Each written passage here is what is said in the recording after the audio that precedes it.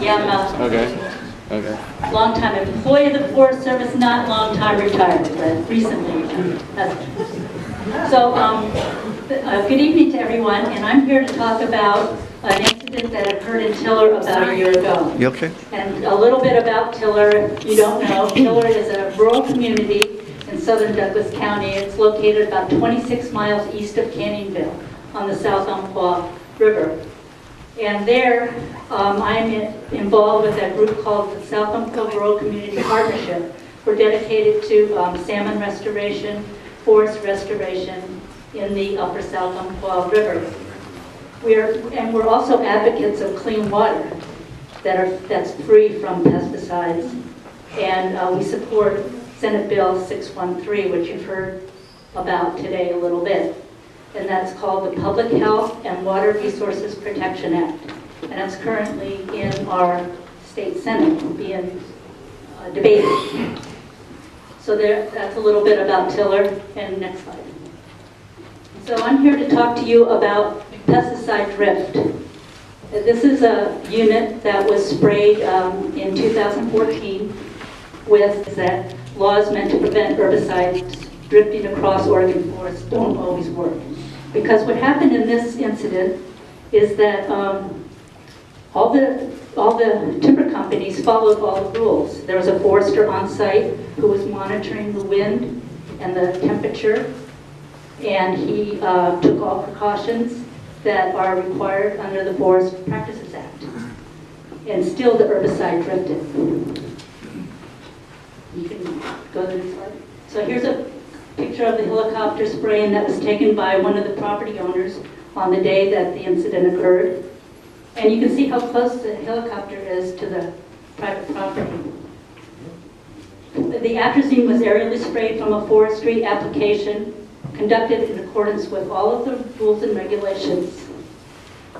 And I just want to point out that, well, we talked about this in some of the other presentations, but small particles can move with the wind, and the smaller the droplet, the further it will travel. And so a lot of times these herbicides, depending on the weather, they can drift for several hundred feet, and sometimes vapors, if the weather or conditions are right, they can travel even miles.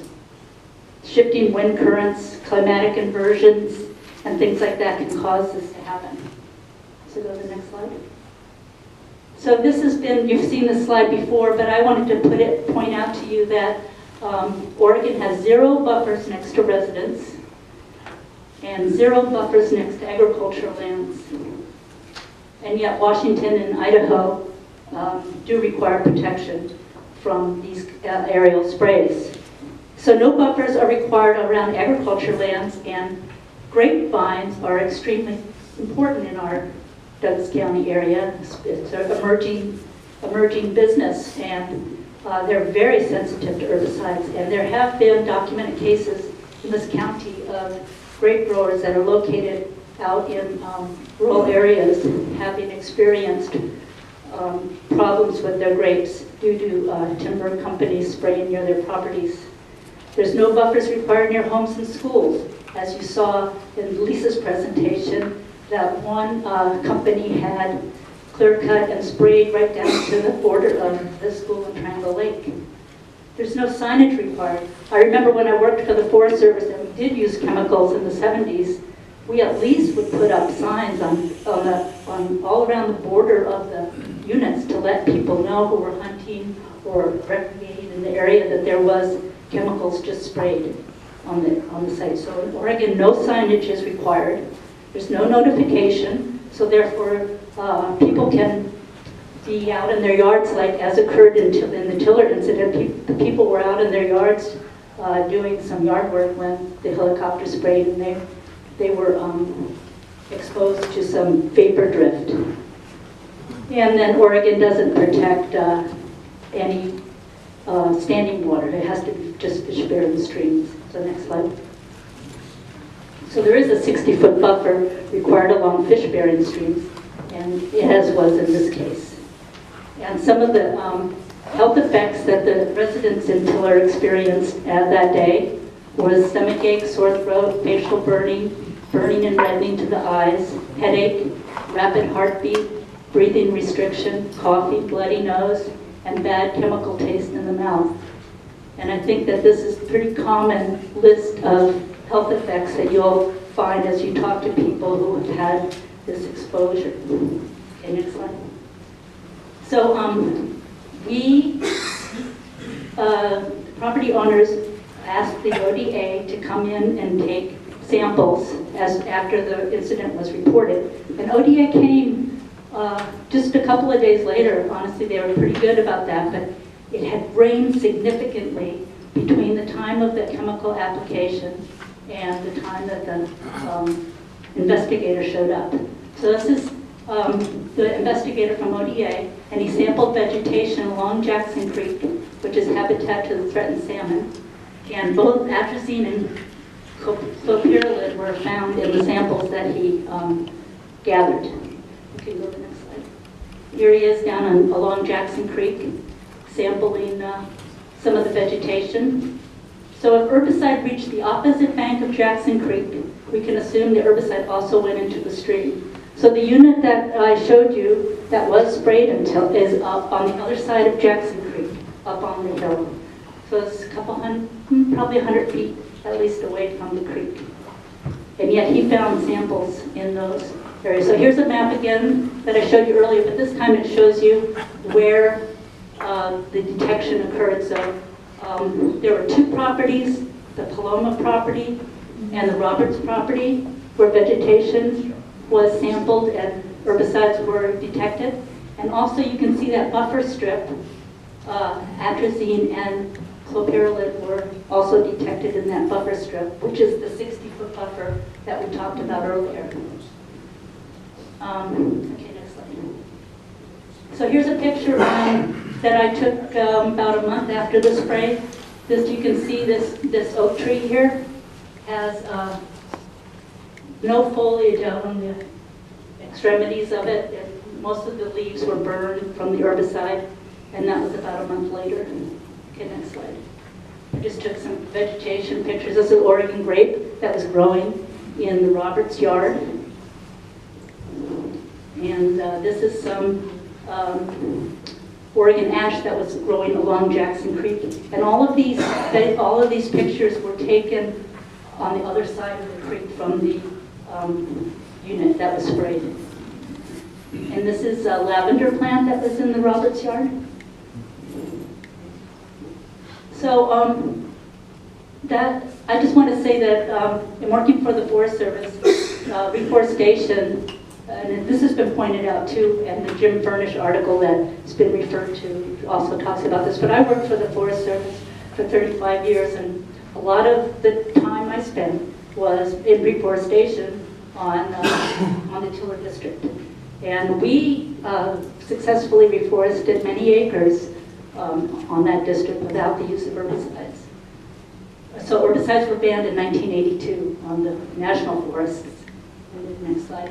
And I pulled some pictures. This is the deep cut sale that I worked on. Maybe some of the tree planters in here, I've seen you tonight, worked on it too. And you can see that it's reforested quite well and without any herbicides. And then the next picture shows another sale, the Delegate Timber sale that was logged and planted in '87. It was probably planted clear through the '90s.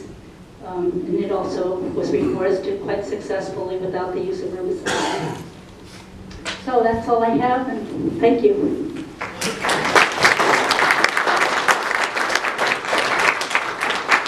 Thanks very much, Chris. It's great to hear from folks who worked in the forest actually all these years.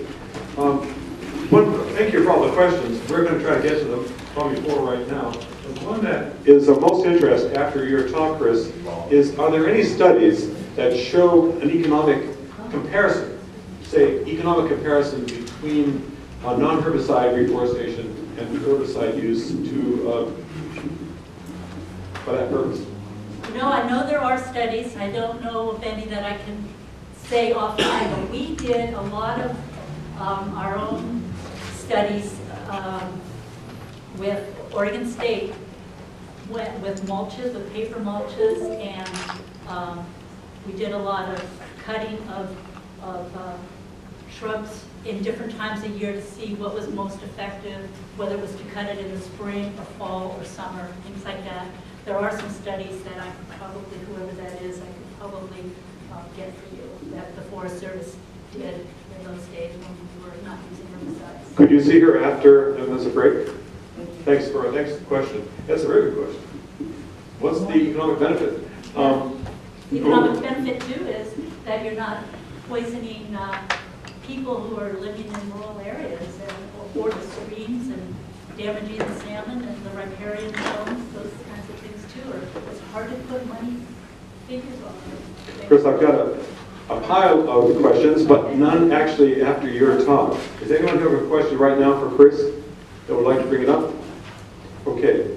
A couple more questions. What is the plan to protect domestic water sources in rural communities? And what long-term effects on children exist? Will it just cost more to add a couple of cents to a 2x4? Anyone want to grab that? What is the plan? Is there a plan to protect domestic water sources in rural communities? I think the plan is to work with our elected officials to instill in the Oregon Forest Practice Act protection for domestic water resources. We didn't have these slides for this presentation, but in Tillamook County, near the town of Rockaway Beach, their water sources come from something called Jetty Creek, and over 80% of that watershed for Jetty Creek has been clear cut and sprayed.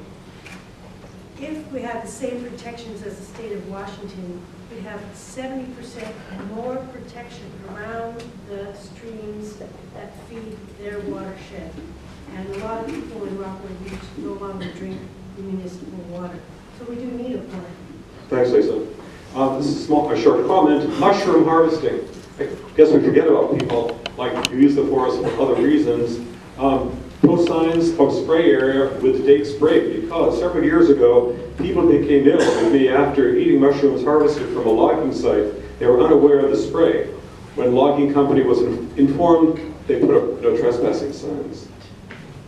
I guess to keep people, of course, away from those mushrooms. On the Cornell toxicity rating, 10, I'm sorry, I can't read this. 404 is a concern for what? How does this compare to EPA health bench? Anyone want to help me with that question, or shall I pass it? Yes, thank you. So not only Cornell University, but also Oregon State University have developed ways of trying to measure the harm of pesticides in the environment. It's not easy to do. EPA benchmarks don't always correspond with benchmarks for human health. We don't always have benchmarks for human health. One more question, we'll go to our next speaker. In spray-related cases where people have claimed health issues, did they go to see their doctor? If so, was there a connection between herbicides exposure and their health? So it depends on the person. A lot of people don't have the money to go see a doctor, or they don't have the sort of lifestyle. Some of the loggers I know just said, I don't go see doctors. So it's not always easy to get people to go see their doctor. And then you heard in the movie that when people went to see their doctors, a lot of doctors want to treat the symptom, and they don't want to hear that person's supposed theory of what caused the symptom. So if someone says, I think I was exposed, a lot of doctors just say, hey, you can't prove it, I don't want to hear about it, and thus we miss that opportunity to take the blood and urine samples that would help document whether or not that person was exposed. Another issue we have is in so many cases, and I know people in this room who have called Beyond Toxics, who have said I got sick, they didn't make the connection at first. They might have felt nauseous, they might have broken out in a rash, maybe they were feeling dizzy or their eyes were blurry, but it may not have been a day or 2 or 3 goes by when suddenly they're going, I'm still not feeling well. It's not the flu. Maybe I should have gone to my doctor right away. So I think it's an individual case. Thanks, Lisa. I recognize some graybeards in the room here who probably went on a vacation to Asia thanks to the government and experienced their own exposure to chemicals, 2,4-D.